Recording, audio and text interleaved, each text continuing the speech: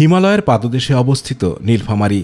এবছর অগ্রহায়ণে হিমেল বাতাস আর ঘন কুয়াশার চাদরে ঢাকা জনপদে বাড়ছে শীতের তীব্রতা, ঝরছে কুয়াশা, সূর্যের দেখা মিলছে কম, ফলে শীতের দাপট ক্রমেই বাড়ছে।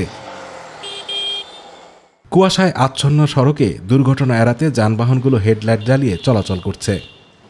ঘন কুয়াশা, হালকা বাতাস, এই ঠান্ডার কারণে হয়তো পেছাদার পাওয়া যাচ্ছে না। শীতজনিত রোগ, নিউমোনিয়া, সর্দি, কাশি, শ্বাসকষ্ট সহ নানা রোগে আক্রান্ত হচ্ছে শিশু, কিশোর ও বয়োজ্যেষ্ঠরা। চিকিৎসা নিতে ভিড় জমেছে হাসপাতাল ও ক্লিনিকগুলোতে। কালকে থেকে স্যালাইন 2টা গেল, ট্রিটমেন্ট চলতেছে, ডাক্তার এসে দেখতেছে, একটু সুস্থ বোঝা যাচ্ছে।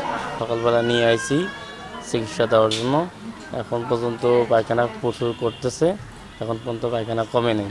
অসাবধানতার কারণেই বেশিরভাগ শিশু ও বৃদ্ধরা শীতজনিত রোগে আক্রান্ত হচ্ছে বলে মনে করেন এই চিকিৎসক। শীতের সময় বাচ্চাদেরকে শীতের কাপড় পরায় রাখা, বিশেষ করে ছোট বাচ্চাদেরকে মাথায় টুপি পরানো, মোজা পরানো, এবং ভোরবেলা এবং রাতের বেলা যদি বাচ্চাদেরকে ঘর থেকে বের করা না হয়, কুসুম কুসুম গরম খাবার খাওয়ানো হয় এবং ফ্রেশ ফলমূল যদি খাওয়ানো হয়, তাহলে কিন্তু এই অসুখগুলো থেকে অনেকটাই বাচ্চাদেরকে রক্ষা করা সম্ভব।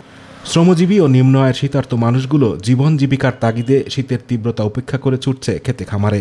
কয়েকদিনকার থেকে এখন শীত বা কুয়াশা বেশি, পানির মতো টপ টপ করে রাত্রেবেলা টিনের ঘরে আমরা বুঝতে পারি।